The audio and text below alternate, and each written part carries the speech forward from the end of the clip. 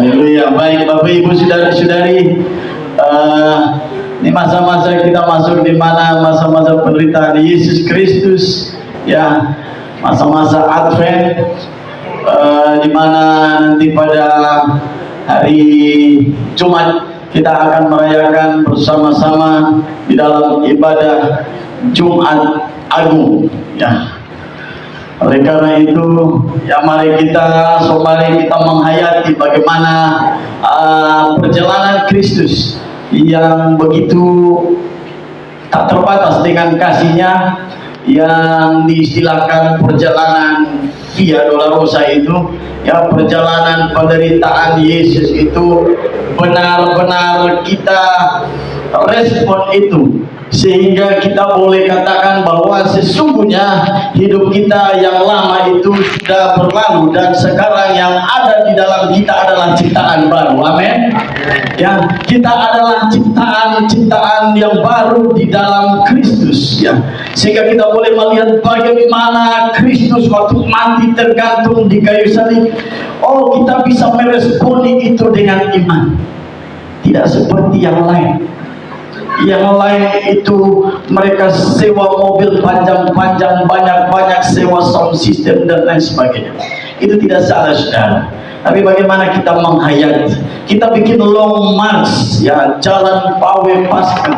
Tetapi herannya di dalam long march Pawe Pasca ada yang ditambah salon-salon di situ, yang diputar bukan lagu bagaimana Via Dolorosa atau lagu kemenangan ketika Yesus Kristus itu bangkit dari antara orang mati. Karena kita Pawe Paskanya biasanya di hari Minggu pagi, bukankah kita merayakan kemenangan di situ? Tapi anehnya ada yang sambil putar DJ, ya, saudara bayangkan itu sepanjang jalan putar DJ. Tapi saudara bayangkan waktu itu Yesus sedang pikul salib, trek lewat, terus ada yang dengan otot tendang lewat putar DJ, begitu kan? Itu aneh, lebih ajaib. Ya, kita sudah hilang pemaknaan kita tentang bagaimana Kristus itu. Nanti salib-salib itu dibikin, ya, dibuat di setiap gang-gang, ya, di situ sambil menunggu Yesus bangkit, saudara main kartu, ya, cek koneng dan lain sebagainya. Ada juga yang sambil menunggu Yesus bangkit itu mereka minum moke, saudara-saudara, minum sopi, mereka bikin perjamuan keliling bersama-sama dengan rekan-rekan mereka. Kita hilang pemaknaan tentang kematian dan kebangkitan Kristus. Kita merendahkan bagaimana Allah itu begitu dengan pengorbanannya, sebagai dia berinkarnasi menjadi manusia. Filipi dengan indah Paulus di sana mengatakan bahwa dia tidak menganggap kesetaraannya itu sebagai sesuatu yang dipertahankan, tetapi dia melepaskan keilahiannya. Dia menjadi manusia, dia rela mati bagi saya dan saudara. Itu luar biasa, tapi aneh bin ajaib. Ya. Oleh karena itu mari kita memaknai akan kematian dan kebangkitan Yesus itu di dalam perjalanan Via Dolorosa. Untung Yesus mati supaya saya bisa hidup. Ya. Mari katakan bersama saya, untung Yesus mati agar saya dapat hidup. 1, 2, 3, untung Yesus mati supaya saya dapat hidup. Kalau Yesus tidak mati, maka saya dan saudara tidak dapat hidup. Kita mati di dalam kekekalan, kita mati di dalam kebinasaan, kita mati di dalam kutuk dosa. Di dalam Roma di sana ditulis bahwa sesungguhnya semua manusia telah berbuat dosa dan telah kehilangan kemuliaan Allah. Jadi karena kasih karunia kita diselamatkan oleh iman. Itu luar biasa, Bapak Ibu saudara-saudariku. Mari kita memaknai, ya, sesuai dengan kebenaran kita, firman Tuhan kita pada pagi hari ini, jadi di mana supaya pikiran kita, supaya hati kita itu kita senantiasa memikirkan perkara-perkara yang di atas, perkara-perkara surgawi. Saudara datang beribadah itu saudara sementara memikirkan perkara yang di atas. Saya pergi beribadah, saya mencari, ya, saya menikmati pujian dan penyembahan. Itu saudara, sementara ada menikmati perkara-perkara yang ilahi, perkara-perkara yang di atas, bukan yang duniawi ini. Karena yang duniawi ini sebentar akan hilang dan lenyap, akan hilang dan lenyap. Oleh karena itu mari kita memikirkan perkara-perkara yang di atas. Jangan biarkan godaan iblis itu masuk dan merasuk hati serta pikiran kita, sehingga membuat hidup kita urus terus ini persoalan-persoalan bumi dunia ini yang tidak ada selesai-selesainya. Tetapi mari kita pikirkan perkara-perkara yang di atas. Karena nanti kalau iblis tidak serang kita, pikiran dan hati kita, dia juga bisa serang suami kita, dia bisa serang istri kita, dia bisa serang anak-anak kita, dia bisa serang melalui secara khusus, melalui istri kita, melalui suami kita, melalui anak-anak kita, melalui kolega-kolega, teman-teman kita, untuk kita jauh daripada Tuhan. Mereka mau mempengaruhi pikiran. Sudah pikir dia, saya bisa cari Tuhan. Hari Minggu ini yang banyak untuk kompromi sedikit-sedikit apa-apa. Jangan Bapak Ibu saudara-saudari, kalau kita sekali Yesus, jalan di dalam Yesus, harus tetap Yesus. Amin. Haleluya. Jadi sekali Yesus, kita harus tetap Yesus. Apapun persoalan di dalam hidup kita, katakan persoalan itu, hei ya, engkau tidak punya bagian di dalam kehidupanku, apalagi membendung aku untuk datang membangun hubungan bersama dengan Tuhan. Ya. Oleh karena itu jangan izinkan. Nah, ini pusat di mana kalau kita tidak menjaga hati kita, maka keputusan-keputusan, tindakan-tindakan kita tidak sesuai dengan kebenaran firman Tuhan. Tidak sesuai dengan kebenaran firman Tuhan. Oleh karena itu Bapak Ibu saudara-saudari, tema renungan firman Tuhan kita pada pagi hari ini, pikiran dan hati, ya, secara khusus tentang memikirkan perkara yang di atas, bukan yang di bumi, ya. Karena itu merupakan sikap kita menjaga hati kita dari segala kewaspadaan. Ayat firman Tuhan yang akan kita kupas dikatakan di sana 1 Samuel 16 ayat 6-7. Ketika mereka itu masuk dan Samuel melihat Eliab, lalu pikirnya, sungguh di hadapan Tuhan sekarang ini berdiri yang diurapinya. Tetapi berfirmanlah Tuhan kepada Samuel, janganlah pandang parasnya atau perawakan yang tinggi, sebab aku telah menolaknya. Bukan yang dilihat manusia, yang dilihat Allah. Manusia melihat apa yang di depan mata, tetapi Tuhan melihat hati. Jadi baik Bapak Ibu saudara-saudari, ya, tema di sana pikiran dan hati.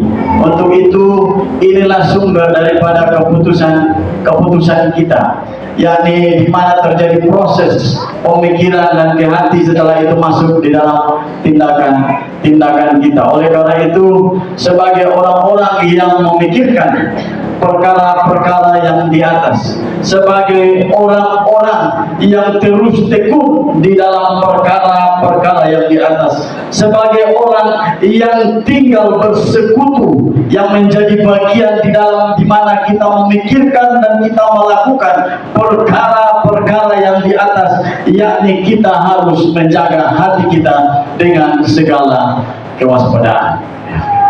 Kita harus menjaga hati kita dengan segala kewaspadaan, ya. Oleh karena itu Bapak Ibu saudara-saudari, ya, seperti apa yang disampaikan oleh Tuhan kepada Samuel, dikatakan bahwa janganlah pandang parasnya atau perawakan yang tinggi, sebab aku telah menolak. Bukan yang dilihat manusia, yang dilihat Allah. Manusia melihat apa yang di depan mata, tetapi Tuhan melihat hati. Hati saya dan saudara itu begitu berharga di hadapan Tuhan. Kita semua hati kita itu begitu berharga. Kadang-kadang seperti orang lain dan dikatakan bahwa dia sekarang menanjak tinggi, ya. Tetapi bagaimana dengan kehidupan rohani? Ya, kita jangan putus asa, kita jangan iri, kita jangan cemburu dengan orang-orang yang ada di dalam dunia ini. Mari kita berurusan hati kita dengan hati Tuhan. Itu yang sangat penting. Hati kita dengan hati Tuhan. Mau dibilang apa, pokoknya kita mencari Tuhan. Mau dikatai apa, pokoknya kita mencari Tuhan. Ya. Karena orang dunia itu melihat, baik itu hal-hal yang bersifat formalitas, orang dunia itu melihat hal-hal seperti itu. Orang-orang dunia itu melihat covernya saja, orang dunia itu melihat bungkusannya saja, tetapi mereka tidak tahu apa yang sebenarnya terpendam di dalam isi hati seseorang. Orang dunia itu melihat hal itu. Orang dunia itu melihat materi. Mereka bilang, oh itu beliau itu sudah sukses. Dia punya rumah bertingkat-tingkat. Dia punya hewan begitu banyak. Dia punya sawah begitu luar biasa banyaknya. Itu yang dilihat oleh orang dunia. Ya. Itu yang dianalisa dan dipikirkan. Ya. Kalau kerajaan surga, kalau Tuhan melihat hal-hal yang seperti ini, maka yang masuk surga hanya orang yang kaya raya, ya kan? Yang masuk surga hanya orang yang kaya raya. Tetapi di dalam Wahyu 3 ayat 20-21 dikatakan itu sama, bahwa aku berdiri di depan pintu dan mengetuk. Barang siapa membuka pintu ini, apakah masuk dan menikmati jamuan itu bersama dengan dia. Ya, hati kita itu berharga di hadapan Tuhan. Oleh karena itu mari kita menjaga hati, ya, sembari kita memikirkan perkara-perkara yang di atas. Kui bersyukur kalau mungkin di dalam pekerjaan kita, usaha kita, di situ kita menjadi saksi, itu kita sementara memikirkan perkara-perkara yang di atas. Di dalam pemerintahan kita, di situ kita menjadi saksi, itu kita sementara memikirkan perkara-perkara yang di atas. Di dalam rumah tangga kita, anak saya sudah tidak pergi gereja, mari kita sama bersekutu dengan Tuhan. Itu kita sementara memikirkan perkara-perkara yang di atas. Kehidupan saya yang lama, yang bergaul dengan supi, lalu mau ke judi dan lain sebagainya, saya harus kembali kepada Tuhan. Itu kita sementara memikirkan perkara-perkara yang di atas. Oleh karena itu Bapak Ibu saudara-saudara, mari kita mewarnai hati kita ini dengan pikiran-pikiran ilahi, ya, pikiran-pikiran kebenaran. Jangan pikirin hari, malam tidur kira-kira besok nanti beta makan sama, beta tekan sama. Jangan pikir yang di sana disuruh tidur tenang, hanya kita tidur di malam dengan penuh dendam, kesumat dan sebagainya. Itu kita tidak memikirkan perkara di atas. Makanya Bapak Ibu saudara-saudari, alangkah pentingnya itu kita punya mesbah doa, mesbah keluarga. Ya, ada doa di dalam rumah, ada doa di dalam keluarga, sehingga pada waktu malam, siang, ke pagi, saudara berdoa di situ sedang mengevaluasi diri. Setiap hari kita mengevaluasi, kita mengalami pembaharuan, kita mengalami peningkatan, kita mengalami tingkatan iman di dalam Kristus. Ya. Itu dimana kita sementara memikirkan perkara-perkara yang di atas. Kalau kamu dapat pekerjaan di sana, terus orang ajak kamu korupsi dan kamu jauh daripada Tuhan, itu bukan kamu memikirkan perkara-perkara yang di atas. Orang ajak berkomplotan, pergi mencuri ayam, itu sudah tidak memikirkan perkara yang di atas. Tengah malam pilih orang tua yang di atas pohon nangka, itu bukan pikirkan perkara-perkara yang di atas. Ya. Tapi bagaimana kita membangun kehidupan kita di dalam doa? Lebih 3 di ayat 23 dikatakan di sana. Ya, jadi segala sesuatu kita lakukan untuk Tuhan. Ya. Masih 33. Ya, segala sesuatu apapun yang kita perbuat seperti untuk Tuhan. Kita sementara memikirkan perkara-perkara yang di atas. Nah, mengapa demikian? Mengapa kita harus memikirkan perkara-perkara yang di atas untuk menjaga hati kita dengan segala kewaspadaan? Ini yang pertama dikatakan di sana, bahwa karena sikap hati kita dipengaruhi oleh cara berpikir kita. Bapak Ibu saudara-saudari, cerita ini di mana kita melihat bahwa Samuel juga mengalami hati yang sedih terhadap Saul. Ya. Karena apa? Ya, Tuhan katakan, pergilah hai Samuel, pergilah, perintahkanlah kepada Saul untuk pergi perangi orang Amori. Kalau kita lihat di pasal sebelum, ya, supaya kita bisa mengerti konteks sebelum dan sesudah apa yang terjadi di sana. Ya, pergi perangilah orang Amori. Jadi Saul ini pergi, ya, pergi perangi. Kenapa? Karena pada saat mereka keluar dari Mesir ini, orang Amori ini yang menghalang-halangi mereka.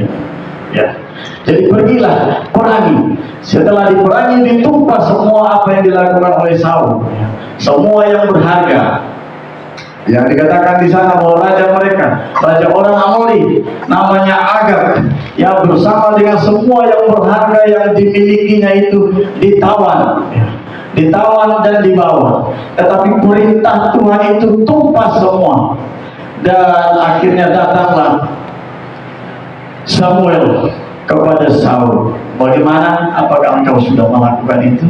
Engkau sudah menumpas orang Amori, ya, Raja Agag dan semua masyarakat, ya, rakyat orang Amori ini.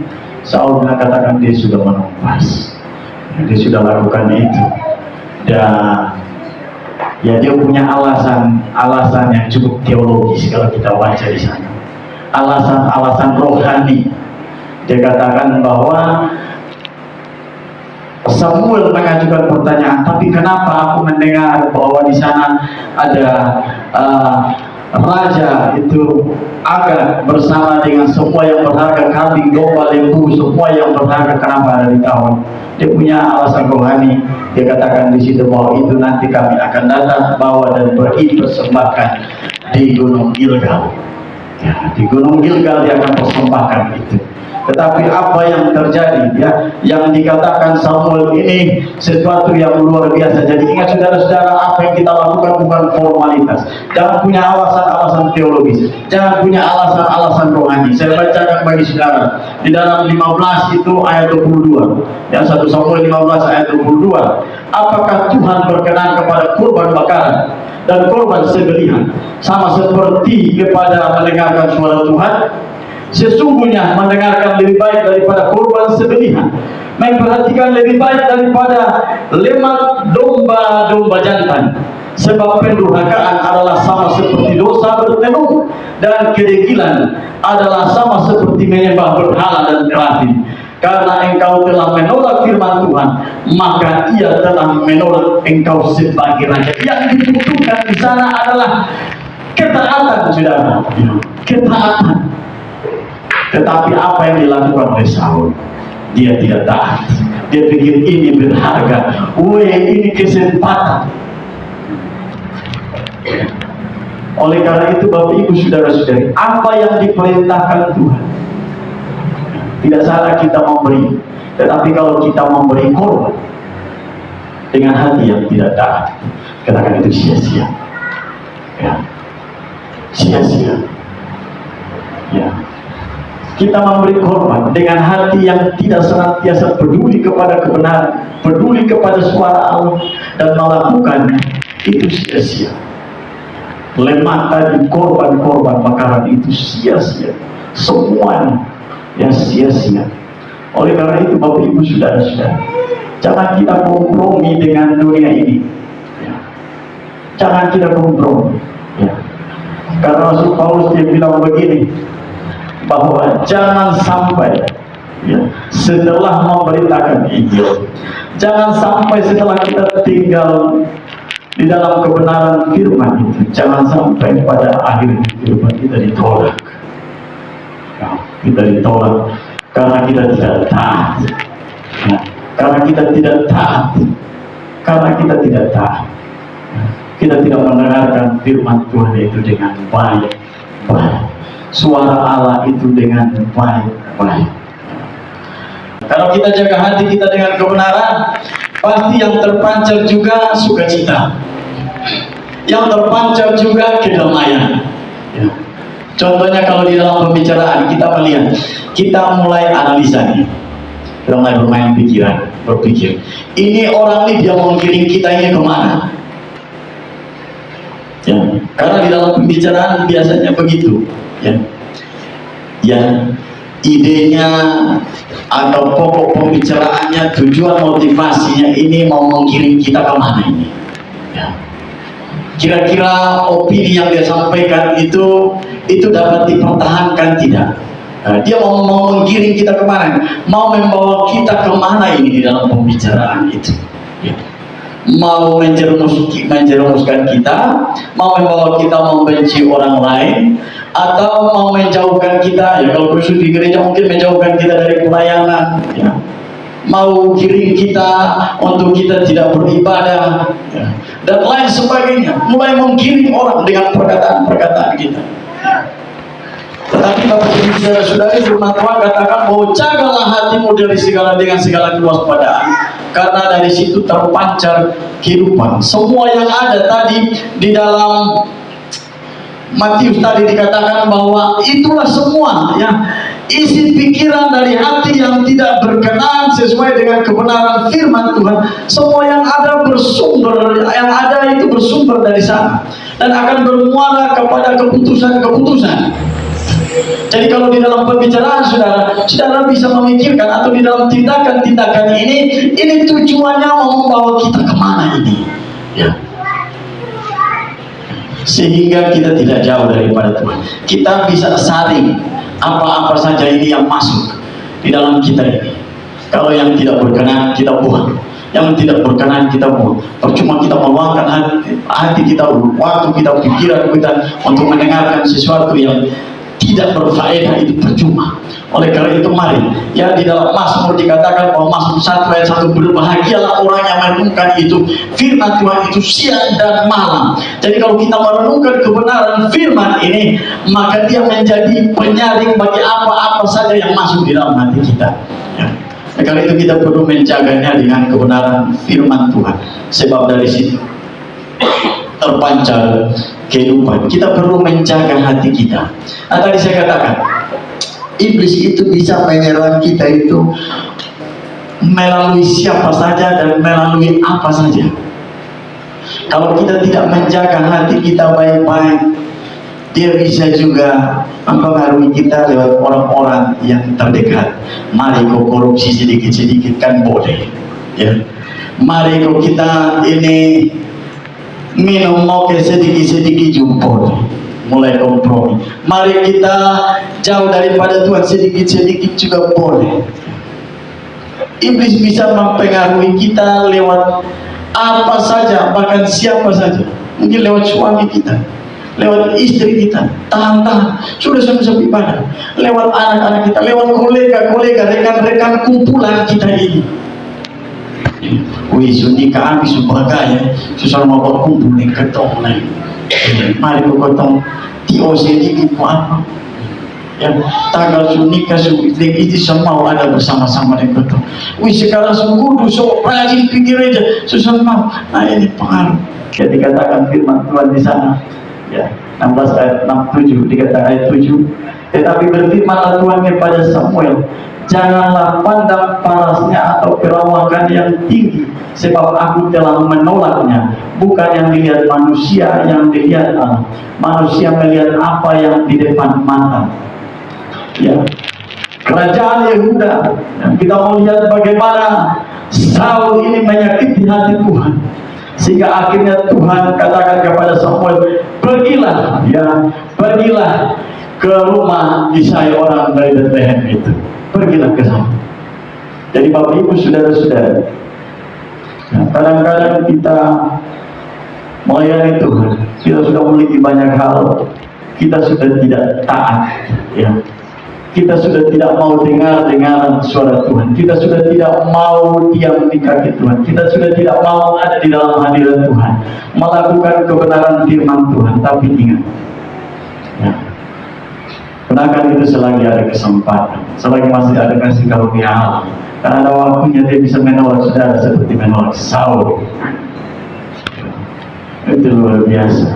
Aku sudah tolak dia, pergi ke rumah Isai, pergilah ke sana. Jadi kalau ikut Tuhan, ikutlah dengan sungguh-sungguh. Ikut Tuhan, ikutlah dengan sungguh-sungguh. Ikutlah dengan setia dimanapun engkau berada. Ikutlah dengan sungguh-sungguh. Sehingga di situ hati kita terus dibentuk. Ketika kita hidup di dalam kebenaran. Karena apa dikatakan di sana? Ketika kasih keluar, anak-anak semua dikasih keluar. Terus firman Tuhan di sana dikatakan bahwa ya, ketika mereka itu masuk dan Samuel melihat Eliab, dikatakan ayat 6 ya, 1 Samuel 16 ayat 6, ketika mereka itu masuk dan Samuel melihat Eliab, ayat 6 dan 7 sekaligus penekanan Allah. Ketika mereka itu masuk dan Samuel melihat Eliab, apa di sana? Lalu pikirnya. Kadang-kadang kita salah memikirkan tentang rencana Tuhan.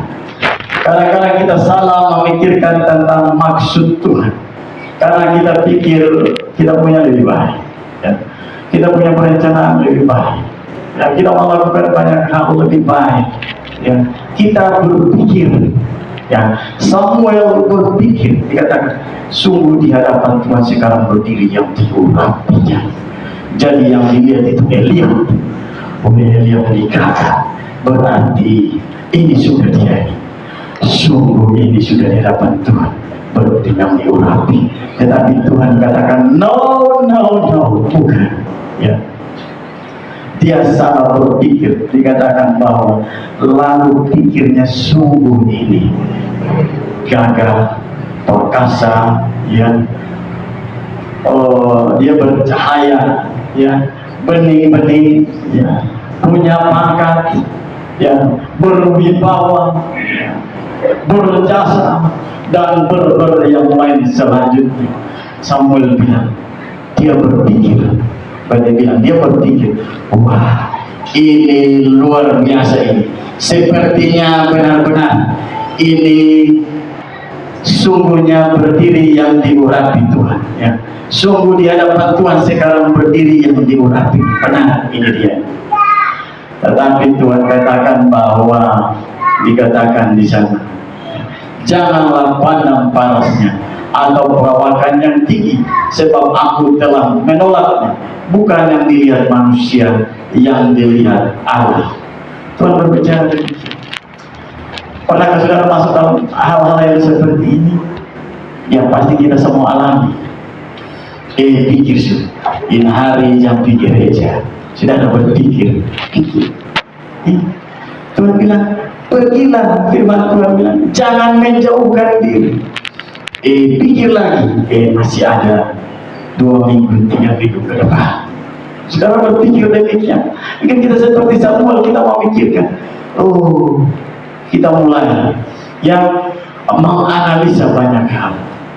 Tetapi Tuhan bilang, ya, jangan pandang paras, tetapi Tuhan melihat hati. Mungkin kita mau lihat kepada pribadi-pribadi, ya. Oh, ini nanti ketika dia diberkati Tuhan luar biasa, dia masuk surga, ya. Tetapi di dalam melayani sana, ya, kalau tidak salah itu di pasal 3 dikatakan di sana bahwa kalian sebagai anak-anak Tuhan, engkau sebagai anak-anak Tuhan yang bersekutu dengan Tuhan, nanti saatnya engkau akan lihat perbedaan antara orang yang tinggal di dalam Tuhan dan orang di luar Tuhan. Bukan sekarang, ya. Karena sekarang yang lihat hati kita itu Tuhan, yang tahu isi hati kita itu Tuhan, yang mengerti maksud kita itu Tuhan, ya. Yang tahu apa yang ada di dalam pikiran kita itu Tuhan, ya. Seperti para rasul ketika mereka masih ingat peristiwa Ananias dan Safira. Ananias datang dan dia berbohong mati seketika pada waktu itu depan para rasul. Dan Safira datang, masih mau ikut suaminya untuk mendukung, masih di dalam hatinya waktu itu dia langsung jatuh dan sebagainya. Tuhan tahu isi hati saudara. Ya. Tuhan dekat dengan hati kita. Tuhan mengerti maksud-maksud kita. Tuhan mengerti apa yang ada di pikiran dan hati kita itu. Tuhan tahu sampai di situ. Motivasi-motivasi kita itu Tuhan tahu sampai di situ. Ya, maksud-maksud menjebak orang dan lain sebagainya, menekan orang dan lain sebagainya yang tidak sesuai dengan kebenaran firman Tuhan. Yang ada di dalam pikiran ini, yang bergelut di dalam pikiran ini, seperti benang itu yang ada di dalam pikiran ini, Tuhan tahu sampai di sana. Tuhan mengerti sampai kedalaman hati kita. Oleh karena itu, ya, mari kita menjaganya dengan cara kita memikirkan perkara yang di atas, ya, sehingga pikiran kita selaras dengan pikiran Allah. Ya. Tindakan-tindakan kita itu selaras dengan pikiran dan hati Bapa. Ya. Sehingga apa yang dilakukan oleh Samuel, Tuhan bilang bukan itu. Ya.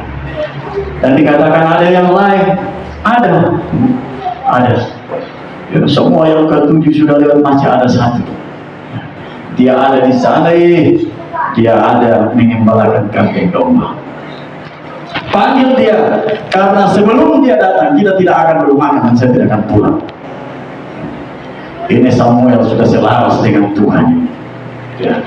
Kalau dia tidak datang, saya tidak mau mengurapi dia, maka kita tidak akan dirumahkan dan saya tidak akan pulang. Ya. Dan apa yang terjadi, ya, hanya dipanggillah Saul. Ya. Dan kita melihat cerita itu, bagaimana, ya, Tuhan melalui Samuel mengurapi Saul sebagai raja. Karena, mengurapi Daud sebagai raja, supaya sudah ada menantu, ya. Mulai punya alasan ini, alasan begini, ya, mengurapi Daud sebagai raja. Karena Samuel ini seorang nabi, jadi tugas kamu pilih pemimpin bagi bangsa Israel, secara khusus waktu itu kerajaan Yehuda. Ya. Jadi akhirnya inilah dia, ini hati Tuhan. Ya. Jadi kita bisa mengerti ketika kita tinggal di dalam hati Tuhan, ya, kita menjaga pikiran dan hati kita, yakni dengan cara kita memikirkan perkara-perkara yang di atas, itu kita selaras dengan hati Tuhan. Setelah itu kita lega, kita legowo, ya, kita mengalami kelepasan, kita mengalami kelegaan, kita mengalami kemerdekaan. Karena apa? Kita selaras dengan hati Tuhan. Oleh karena itu mari kita menjaga pikiran kita, ya. Dan yang kedua, yakni mengapa kita harus menjaga hati kita dengan segala kewaspadaan sebagai tanda di mana kita memikirkan, ya, hal-hal atau perkara-perkara yang di atas. Itu bagian yang kedua dikatakan di sana, karena dari hatilah terpancar kehidupan. Di dalam Amsal 4 ayat 23 dikatakan di sana bahwa jagalah hatimu dengan segala kewaspadaan, karena dari situlah terpancar kehidupan. Oleh karena itu kita harus menjaga hati kita di dalam segala kewaspadaan. Saya ingin bacakan ayat di sana, di dalam Amsal dikatakan bahwa percayalah, Amsal 3 ayat 5 dan 6. Percayalah kepada Tuhan dengan segenap hatimu dan janganlah bersandar kepada pengertianmu sendiri. Akuilah Dia dalam segala lakumu, maka Ia akan meluruskan jalanmu. Mazmur 7 ayat 3 dikatakan di sana bahwa sesungguhnya Allah itu baik bagi mereka yang tulus hatinya, bagi mereka yang bersih hatinya. Oleh karena itu Bapak Ibu saudara-saudara, ya, mari, ya, dengan kita memikirkan perkara-perkara yang di atas, dengan kita masuk dan terlibat, kita memikirkan perkara-perkara yang di atas, ya. Jadi bagaimana kita boleh menjaga hati kita dari segala kewaspadaan, sehingga hati ini tidak menjadi beban bagi kita, ya. Hati ini tidak membuat kita jauh daripada Tuhan, tetapi benar-benar kita jaga dengan firman-Nya, ya. kita jaga dengan kebenaran Allah, sehingga kita boleh melihat bagaimana Allah menyatakan perkara-perkara yang dahsyat dan ajaib di dalam kehidupan kita ketika kita menjaga hati ini. Nah, ketika kita menjaga hati ini, dikatakan bahwa Tuhan itu, sesungguhnya Allah itu baik bagi mereka yang tulus hatinya. Artinya bahwa hati kita sudah dibersihkan. Bagi mereka yang bersih hatinya, motivasi dan tujuan kita jelas. Dengan apa? Yang dengan kita beribadah, dengan kita merenungkan firman Tuhan, dengan kita berdoa, dengan kita menyembah Tuhan, dengan kita membangun persekutuan yang indah dengan Tuhan. Disitulah hati kita mulai mengalami pemulihan, sehingga kehidupan kita selaras dengan kehidupan Allah, dan kita dapat menikmati perkara-perkara yang ilahi, perkara-perkara yang rohani yang Tuhan taruh di dalam kehidupan kita. Tuhan berkati.